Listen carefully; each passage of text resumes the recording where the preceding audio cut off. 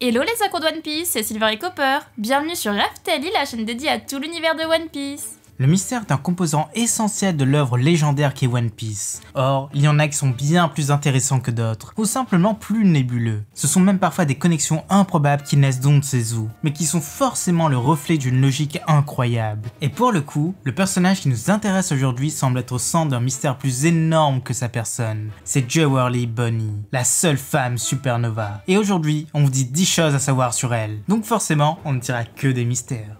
Attention, en comptant cette vidéo, il nous reste 2 vidéos avant de clôturer cette série sur les supernovas. Mine de rien, c'est passé vite, et c'est un format qu'on adore tout particulièrement. Ça nous permet de soulever des questions et de bien cibler la vie d'un personnage. Donc on va faire un sondage la semaine prochaine pour savoir votre avis sur le thème de la prochaine série des 10 choses à savoir. Alors restez à l'affût. Et toi, jeune pirate sans drapeau, rejoins la grande flotte. Les Nakamas sont tous sympathiques. C'est aussi simple qu'un abonnement pour toi, et pour nous, ça nous aide énormément. Mais place à la vidéo. Allez, c'est parti!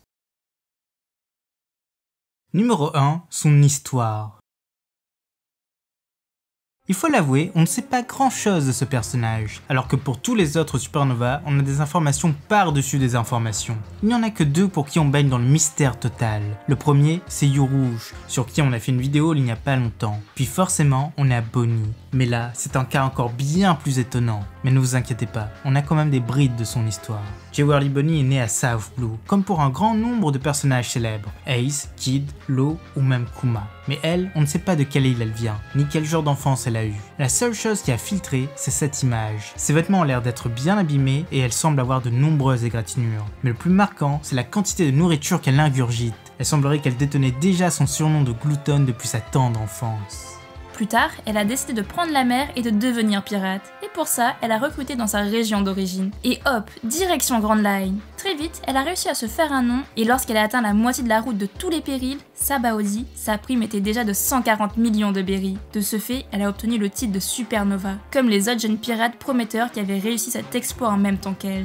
Sur place, elle passera son temps à se goinfrer tout en préparant la suite de son voyage. Mais elle sera témoin d'un événement bien étonnant. Un dragon céleste va menacer un des supernovas, Zoro, et celui-ci va essayer de tuer le dieu vivant. Heureusement, elle va s'interposer et faire passer le jeune homme pour mort. Mais ce ne sera que retarder l'échéance, car quelques heures plus tard, le capitaine de cet énergumène, Luffy, un autre supernova, va attaquer ce même dragon céleste. En représailles, la marine va cerner les lieux. Un amiral va débarquer sur un boulet de canon et de nouvelles armes vont être testées sur place. Les pacifistas. Presque tous les autres seront battus, mais elle, non. En fait, elle arrivera à s'en sortir sans problème et elle quittera l'île. Mais elle reviendra très vite et regardera la diffusion en direct de la guerre au sommet sur place. À la mort de Barbe Blanche, elle ne retiendra pas ses larmes et elle foncera tout droit dans le nouveau monde. Son objectif, ce sera de battre Teach. Forcément, elle perdra. On ne la reverra qu'après l'ellipse, où elle sera aperçue lors de la fausse démission de Doffy, alors qu'elle semble se cacher dans la population. Puis, elle reviendra dans une scène mythique.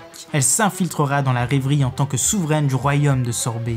Elle se fera passer pour la reine Connie. Son but, c'est de sauver le Shichibukai Kuma de son triste sort. Pourquoi? On ne le sait pas. Mais ce qui est certain, c'est que ces larmes qui la caractérisent tellement, ce ne sont pas des fausses. Et aujourd'hui, on rêve clairement d'en voir plus sur elle. Numéro 2, un fruit du démon puissant. Vous savez quel âge abonné? Parce que nous, non. Enfin, personne ne le sait vraiment. Oda n'a jamais révélé cette info. Et ce, pour une raison. Elle est liée à son pouvoir. Elle a la capacité de changer son âge, de se faire vieillir à volonté ou de se faire rajeunir. Et même si elle apparaît le plus souvent sous sa forme de jeune fille, ça ne veut pas dire qu'elle en est une. D'ailleurs, lorsqu'elle se fait passer pour la reine Connis du royaume de Sorbet, elle arrive à duper les gardes qui semblent la reconnaître. On en parlera plus tard. Son pouvoir est tel qu'elle arrive à influencer des personnes extérieures. Sur Sabaody, elle passe facilement les marines en les changeant en vieillard ou en enfant. Vous vous rendez compte qu'avec ça elle peut rendre tout le monde immortel? Mais qui sait, peut-être qu'elle a plus de 800 ans. Et petit plus, le nom de son fruit n'a jamais été donné. Oda fait aussi planer le mystère là-dessus. Numéro 3, la jante féminine. Cela ne nous a sans doute pas échappé, mais Bonnet est une femme. Mais surtout, c'est l'une des rares femmes surpuissantes de One Piece. Déjà, c'est la seule des supernovas, ce qui n'est pas rien. Puis, c'est l'une des rares à avoir un fruit du démon. Et enfin, c'est bien l'une des seules qui s'est fait autant remarquer dans le Nouveau Monde. On ne connaît que 3 autres femmes qui semblent être plus fortes qu'elle. Shaki, la compagne de Rayleigh qui était recherchée par Garp dans sa jeunesse, Boa Hancock, la puissante Shichibukai, et forcément Big Mom, la Yonko. Mais le plus étonnant, c'est qu'Oda semble donner dans le stéréotype avec eux. Leurs fruits tournent autour de l'amour, de la jeunesse ou du fait de pouvoir donner la vie. C'est assez étonnant. Et ne parlons pas de celui de Tsuru. Numéro 4, le lien. Comme dit précédemment, la raison pour laquelle Bonnie s'est introduite à Marie-Joie, c'était pour sauver Kuma, un ancien souverain de Sorbet, un royaume de South Blue. Or, pourquoi aurait-elle fait ça? Eh bien, Oda a dévoilé qu'elle a bien un grand lien avec Kuma. Il a même donné une info de plus. En rapport avec ça, elle s'est jurée de se venger d'un certain groupe de personnes. Mais de qui? Peut-être les dragons célestes. Mais tout ça, ça l'a emmené à se jeter dans la gueule du loup. Et n'oublions pas sa ressemblance flagrante avec la souveraine actuelle du royaume de Sorbet. Tout ça semble vouloir dire qu'elle est de sang royal. Exactement comme Kuma. Alors sont-ils époux et femmes, frères et sœurs, mère et enfants? Ça, seul l'avenir pourra nous le dire. Numéro 5, la vengeance dans la peau.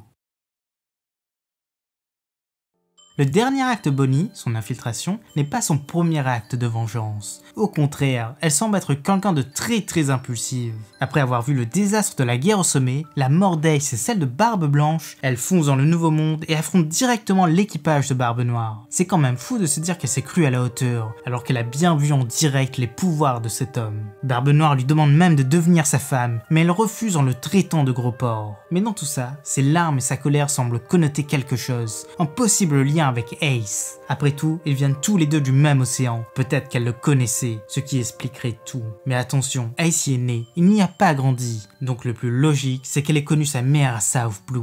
Après tout, Portgas dit Rouge cache encore de nombreux secrets, et Oda ne lui aurait jamais donné la particule 10 s'il ne comptait plus en parler.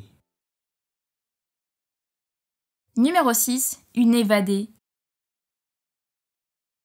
Juste après avoir été vaincue par Barbe Noire, elle et son équipage ont été abandonnés sur place alors qu'Akainu débarquait avec une flotte de la marine. Forcément, elle a été faite prisonnière. Mais le plus étonnant, c'est que là aussi, elle s'est mise en colère face à Akainu, alors que celui-ci semble s'inquiéter de son bien-être. Elle semble aussi avoir un lien avec lui, un lien qu'elle ne supporte pas. Peu de temps après sa capture, elle serait amenée au QG de la marine, mais on ne sait comment elle arrivera à s'évader. Hélas, Oda a annoncé que son équipage n'a pas eu cette chance. Eux, ils sont actuellement à une Pearl Down, et Bonnie s'est retrouvée seule dans ce monde. Elle ne fait que fuir la marine et essaye de sauver Kuma.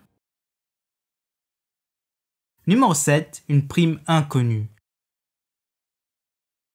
Même si on sait que sa prime était de 140 millions de berries avant l'ellipse, son montant actuel n'est toujours pas connu, alors qu'elle s'est quand même évadée de Marineford. Il est fort à parier que sa prime est montée en flèche à cause de ça, mais dans tous les cas, sa prime la classe au rang numéro 3 des femmes les plus recherchées de One Piece. Elle est juste au-dessous de Smoothie et de Big Mom dans le classement. Numéro 8, la gloutonne. Son surnom, la gloutonne, ne cache aucun secret. Elle aime juste se goinfrer du matin au soir. En fait, tout le temps. D'ailleurs, elle aime que les trucs gras. Et sa nourriture préférée, c'est la pizza. Mais elle déteste les carottes. Les trucs sains, quoi. Mais il pourrait y avoir 2 raisons dans son incroyable insatiabilité. La première, c'est que ses transformations successives nécessiteraient beaucoup d'énergie. Ça ferait sens après tout. C'est un peu de la multiplication cellulaire. La deuxième raison, ce serait qu'elle est le pendant féminin de Luffy. Sa bonne humeur naturelle et son lien avec nombre de grands de ce monde pourraient aller dans ce sens. Et ça, ce serait génial. Peut-être que lorsqu'elle reviendra sur le devant de la scène, un lien avec Luffy sera dévoilé. Mais en même temps, elle partage la même voracité que Big Mom. C'est peut-être juste une coïncidence après tout. Numéro 9, les inspirations. Comme pour tous les supernovas, Oda s'est inspiré de grands pirates réels pour créer Bonnie. Et elle vient de la grande Anne Bonny. Il n'est pas parti chercher loin. C'était une noble du XVIIIe siècle qui s'est convertie à la piraterie après être tombée amoureux d'un capitaine pirate. Une noble qui devient un pirate? Ça collerait vachement bien cette histoire. Numéro 10, les infos en vrac.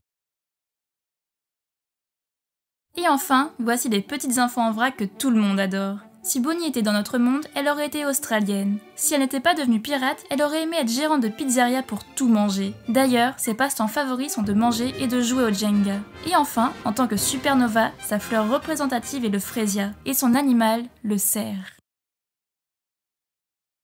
Voilà, c'est déjà la fin de cette vidéo. On espère que ça vous a plu et laissez-nous votre avis en commentaire. C'était Silver et Copper pour Aftalil. À bientôt les accros de One Piece.